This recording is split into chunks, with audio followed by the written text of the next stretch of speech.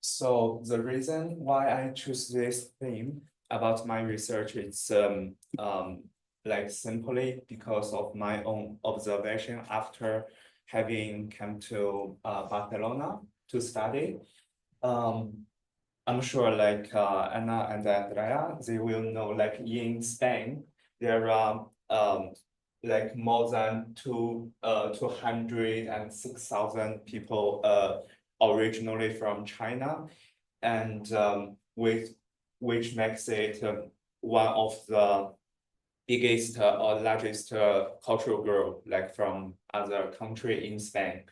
But comparing to their higher visibility in the society, they are always considered like the cultural group, the collective, like more like in silence or without their voice, like in the decision making of the like social opinion or public issues. So my question of the research is, what challenges emerge during acculturation in Chinese families?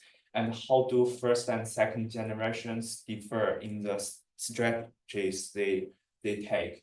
And how do this gap affect youth well-being? And okay, I will just go through the series very quickly. So I began with the Barry's very famous and fundamental bi-dimensional model, which gives like the four-folded typology of like the integration, assimilation, separation, marginalization. And then there are critics of the his like static and essentialist like research. And so the new series of acculturation moves from the bi-dimensional dimensional to the multi-dimensional and multi-directional approach, and to point like the acculturation is not just a psychological or individual process, but also interactional and interactional process, and especially the Wilczewska. Wilczewska. It's difficult for me to pronounce it. And he mentioned the one interesting thing is the culture creation, like the individuals, like the immigrants, they are not just have the option to choose between two cultures, but also to creatively to like create a new culture, or to blending all the different values from different cultures into their own conductions and reactions and strategies. Yeah. Thank you. So I choose it's like a phenomenological and a qualitative research, and I now there are like interviews to 20 families are conducting in my research, and so the fundamental element of the participants of my study is not individuals but families. So every element or every participant, like it's a family which include one parent and one child or youth. And there are interviews are conducting with like 4 professionals. They are like leaders of the community, of the cultural community, or the teachers, educators, or the religious leaders of the community too. And there are 4 focus groups will be conducted in the future after the interview path. And then because actually, okay, I will explain that later, but like I will use Mandarin or Spanish or English to do the interviews. And the findings that I have now is first first I want to explain the cultural bubble in this specific case, because maybe a lot of people, maybe they don't know that in Spain there are like 80%, more than 80% of the Chinese immigrants in Spain, they are originally from just one city and one small city. Like they have the population less of 500,000. In China, it's like nothing. And then half of them, they are in Europe and mostly in Spain and Italy. So most of them came here like in the 1990s or 80s, like from that period, like 20, 30 years ago. At that moment, there is no any, let's say they came there like because they have a kind of handcraft, like the art in their region, and then they have the history to sell this kind of stone sculpture to Europe from the Qing dynasty, like hundreds of years ago.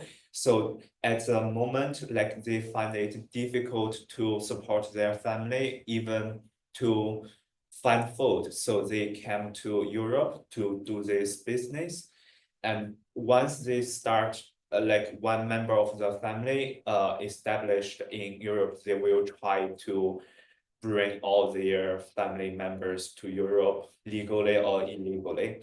And so in this specific case, like this group in Spain, let's say, or in Europe, they, in some perspective, they can't present all the Chinese members in the not in Europe and not in China either. So at that time when they came here, they have like a lot of them, they don't have almost like any education. They don't even speak Mandarin, like standard Chinese, and they just speak their dialect. And obviously they don't speak or Catalan or Castellan or Spanish. And then, so they don't have this kind of competence or ability to integrate to the social, to the local society, especially with such a huge difference, cultural difference. And at that time, we still don't have, we don't have, they don't have like the tools to remain connection with their local culture or original culture. But this 20, 30, 40 years is the period that Chinese society or the country improves, especially economically and technologically, right? So and the social opinion, public opinion, and the way people think and to do things changed a lot. But because of this specific group, they are basically here in Europe and without any social media or even take a phone call cost a lot of money as that period. So they are like disconnected with the original society, with the advance of a lot of things. And then they find it so difficult to integrate to the local society. So it's like living in the bubble and remaining their mindset like at that time. So this kind of mindset through the family dynamics can be transferred to the second generation. And that's why I just find it so interesting, because sometimes like I find myself like traditional or conventional, especially why first year when I came here, comparing to the like fiestas in Barcelona.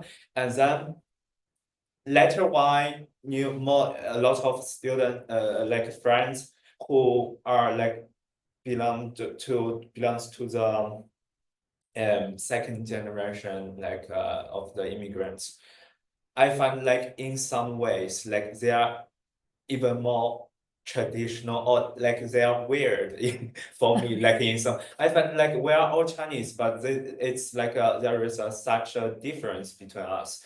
So that's why. So the youth might find it difficult to complete their duty of family and another and their own funding of their own identity. So I want to include these two concepts of intersectionality and culturality to my research too. But before that, I want to share with you two real stories of my participants of my research. As they are both girls, and one of them is like she was like 18 or 17, I remember. No, 18 mostly because yeah, because it's my research doesn't allow me to but she born in Spain, and after graduating from high school, she wanted to go to the university to continue the study. But her parents, who have like a family business, like bazar, like in like the shop. Yeah, it's like so common in Spain. And then they just told her that if you can make more money, like we can give you more money as your salary if you work in our family shop. Why do you have to go to the university? Once you cost more money and it costs you more energy and time. And afterward your graduation, you make less money or you even can't get a job. Like in this labor market in Spain, it's so difficult right now. So but comparing to the statement of their parents to her, they invested so much to the education to her brother, which like make her frustrated. And apart from this, when we were talking about the discrimination, and she told me like, because I was aiming to the racism, like this kind of concept. But she told me like apart from comparing to the racism she encountered, there are more discrimination of his how to say, his shape, like in the school. So which combines with the concept of the intersectionality. It's like for example, for the minorities, they might encounter not just maybe the minority they are considered like the how to say, the cultural elements, but also it's always combined with the gender, social, economic class, and like migration status, like this kind of so to consider this complex context, it's very important to take it in eyes. And then another story is like another girl who is born in China, and she came here to Barcelona at her like 6 years old, and no, 9 years old maybe, yeah. And then her mother urged her to like keep close to the Chinese culture and to make like Chinese friends and have like the Chinese food, like this kind of cultural immerse. And then, but for her, she wanted to learn Catalan and the Spanish and to be local, to make local friends. And so she made so much effort like to integrate to the social, to the local society. And but apart of from it, like comparing to how much effort she made, and she told me like she was frequently racialized and rejected. And then when she went back to her own culture group, and she find herself so different with the people, like with the friends and the neighbors. And eventually she said to me, I'm not Chinese, I'm not Spanish, I'm not Catalan, I'm just me. And then and she went to Russia to study Russian, and during the war she was there, and then she came back to work in a German company and speaking English all the days. And so she told me, like, quote, I feel most free when I live between languages, between places, without needing to belong. So it's kind of related to the enculturality, because sometimes you just not find yourself belong so much to one culture, but you can have your own identity, maybe individual from any other ones, or you can belong to all of them. You have a comment here from Ursula. Great that you apply intersectionality and cultural concepts to this population. To reflect, yeah. Yeah, I actually did make the change of this because of the comments of the conference. So thank you very much to inspire me. So the implications, I will just